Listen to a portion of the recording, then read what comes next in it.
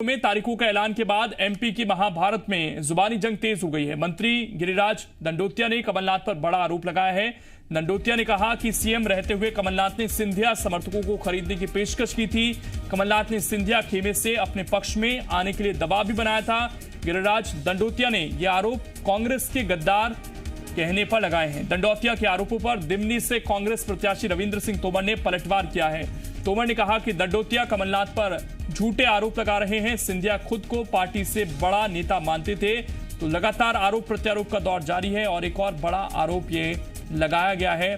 तारीखों के ऐलान के बाद एमपी की महाभारत में जुबानी जंग अब तेज हो गई है। मंत्री गिरिराज दंडोतिया ने कमलनाथ पर बड़ा आरोप लगाया है। दंडोतिया ने कहा कि सीएम रहते हुए कमलनाथ ने सिंधिया समर्थकों को खरीदने की पेशकश की थी।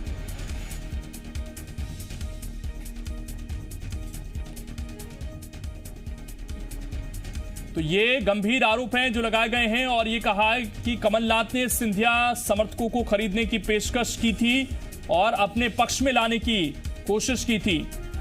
लेकिन कांग्रेस ने भी जवाब दिया है और ये कहा है कि सिंधिया खुद को पार्टी से बड़ा मानने लग गए थे।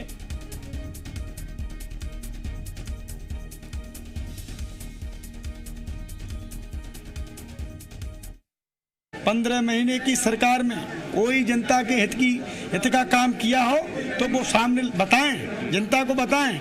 आरोप तो मैं भी लगा सकता हूं कि हम सिंधिया जी के विधायकों को कमलनाथ जी ने कई बार खरीदने की कोशिश की कि तुम मेरे पक्ष में खड़े होकर सिंधिया जी के विपक्ष खिलाफियत करो। लेकिन हम खानदानी लोग हैं। चंबल का खून और चंबल की माटी और चंबल का पानी ये विश्व में विख्यात है। हम पीठ नहीं दिखाते हैं, हम सीने पे गोली।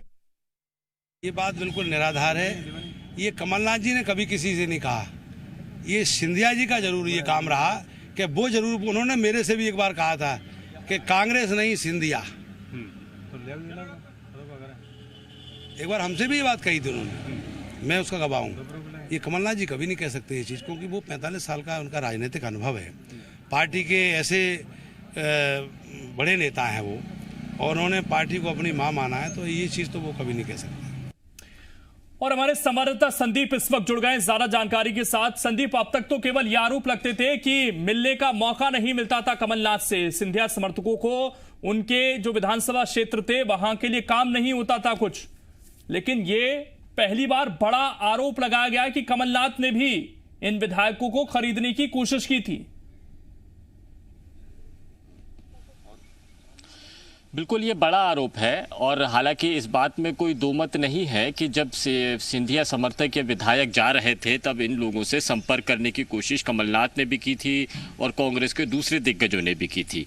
लेकिन इस दौरान में खरीद फरोख्त की भी कोशिश की गई है। ये अपनी तरह पहला आरोप है और गिरिराज दंडोतिया ने इन आरोपों के जरिए ये साफ किया है कि अपनी सरकार को बचाने के लिए कि कांग्रेस के नेता आखिर क्या कर रहे थे। इन आरोपों में कितनी सच्चाई है या नहीं है ये बात अलग है, लेकिन इन आरोपों में दम जरूर नजर आता है, क्योंकि जिस वक्त में बीजेपी के विधायक कांग्रेस के विधायक अचानक से गायब होकर बेंगलोर के रिजॉर्ट में बैठ गए थे, उस वक्त में कांग्रेस के काफ़ी सारे नेता संपर्क करने की कोशिश कर रहे थे, बचाने की कोशिश कर रहे थे और अपनी सरकार को बचाने के लिए इन विधायकों को अपने पाले में वापस लाने की कवायदे भी कर रहे थे। हमने देखा था उस वक्त में अलग अलग तरह के वीडियोज़ जारी किए गए थे जिसमें यह भी कहा गया था कि हमसे दूसरे नेता संपर्क कर रहे हैं, कमलनाथ क्यों नहीं संपर्क कर रहे हैं। इस तरह के वीडियोज़ भी सामने आए थे। यानी कि इन विधायकों से जब संपर्क किया गया था तब हर तरह का लोभ लालच दिया गया होगा और उसमें यदि इस तरह का लालच दिया भी गया हो तो कोई नई बात नहीं है इसमें। लेकिन ये विधायक अभी नहीं शामिल हुए हैं। लेकिन ये बड़ा आरोप है कि जिन खरीद फरोख्त का आरोप कांग्रेस लगाती है उन्हीं आरोपों में अब वो खुद भी घिरती हुई नजर आ रही है। बिल्कुल ये बड़ा आरोप है, लेकिन जिस तरीके से कांग्रेस ने पलटवार किया है कि सिंधिया अपने आप को पार्टी से बड़ा मानने लग गए थे, जवाब दिया जा रहा है।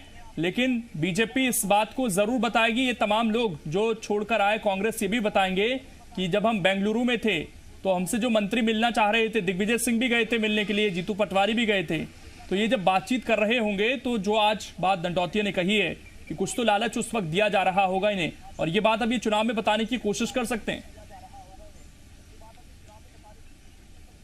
बिल्कुल चुनाव में ये मुद्दा हो सकता है, क्योंकि इन विधायकों पर, इन मंत्रियों पर जो अब विधायक नहीं है, उन पर आरोप लग रहे हैं कि उनके साथ खरीद फरोख्त हुई थी, गद्दार कहकर उनको बुलाया जा रहा है, पुकारा जा रहा है, चुनाव में मुद्दा बनाया जा रहा है। तो जवाबी तौर पर इस तरह के आरोप भी लगाए जा सकते हैं। ये बात हम सभी जानते हैं कि विधायकों से संपर्क किया जा रहा था, प्रलोभन भी दिए ही गए होंगे, अनुमान लगाया जा सकता है। लेकिन इन प्रलोभनों में यदि आते तो वो कांग्रेस में होते, लेकिन प्रलोभन में नहीं आए, इसलिए बीजेपी में शामिल है। ये बीजेपी की तरफ से और उन लोग सिंधिया समर्थकों की तरफ से एक बड़ा आरोप है जो सीधे कमलनाथ पर आरोप लगाया गया है। अभी तक तो ये कहा जाता था कि केवल मिलने का वक्त नहीं देते थे, मिले हो तो चलो चलो की बात कही जाती थी। लेकिन इस बार ये कुछ नया आरोपों के साथ में बीजेपी सामने आ रही है, और ये बड़े आरोप है, क्योंकि अभी तक खरीद फरोख्त के आरोप, हॉर्स ट्रेडिंग के आरोप अभी तक कांग्रेस लगाती आ रही थी, अब कांग्रेस पर भी आरोप लगाए जा रहे हैं। देखिए, दूसरी तरफ जो पलटवार किया जा रहा है उसमें सिंधिया पर पलटवार किया जा रहा है। सिंधिया को घेरे में लेकर ये बताने की कोशिश की जा रही है कि सिंधिया खुद को कांग्रेस से बढ़कर मानते थे, और ये बात रविंद्र सिंह तोमर जो इस वक्त में प्रत्याशी है, जो गिरिराज दंडोतिया के खिलाफ में चुनाव लड़ रहे हैं कांग्रेस के टिकट पर, वो ये आरोप लगा रहे हैं कि सिंधिया ने उन पर भी बात करने की कोशिश की थी। बिल्कुल, आरोप प्रत्यारोप का दौर जारी है और ये बड़े आरोप हैं जो कमलनाथ पर लगाए गए हैं सीधे तौर पर, और एक ऐसे व्यक्ति की तरफ से जो खुद पहले कांग्रेस में थे, जिन पर यह आरोप लग रहा है कि ये गद्दार हैं, ये बिके हुए लोग हैं। शुक्रिया संदीप आपका जुड़ने के लिए और जानकारी देने के लिए।